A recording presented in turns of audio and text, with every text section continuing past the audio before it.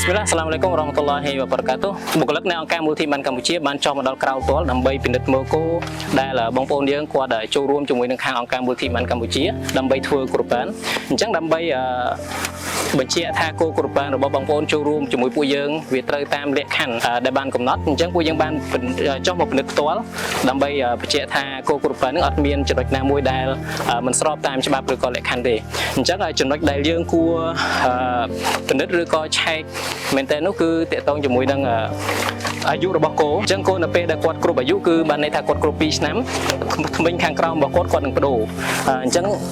ក្មេងខាងក្រោមរបស់គាត់នៅពេលដែលគាត់បដូរគាត់មានក្មេងខាងក្រោមធំដែលបដូរជាមួយនឹងក្មេងទឹកដោះរបស់គាត់ហើយទី2គឺយើងឆែកជាមួយនឹងសុខភាពរបស់គោបានន័យថាគោនឹងអត់មាន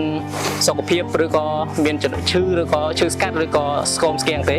ហើយបន្តមកទៀតគឺយើងត្រូវឆែកនៅដូចជាតិចភ្នែកហើយដូចជាកន្ទុយអត់មានចំណុចណាមួយដែលពិការទេហើយក៏ដូចជាជើងក៏ដូចគ្នាយើងត្រូវឆែកថាគោនឹងអត់មានជើងឈឺឬក៏ពិការដូចគ្នាអញ្ចឹងសម្រាប់បងប្អូនដែលចង់ចូលរួមធ្វើគោរពបានជាមួយនឹងខាងអង្គការមូលនិធិបានកម្ពុជា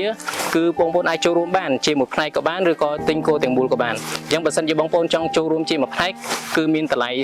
$86ឬក៏350000ហើយបើសិនជាគោទាំងមូលគឺមានតម្លៃ$600អញ្ចឹងសម្រាប់បងប្អូនដែលចង់ចូលរួមគឺអាចឆាតតាមរយៈ page នៃអង្គការមូលនិធិបានកម្ពុជាបានសូមអរគុណ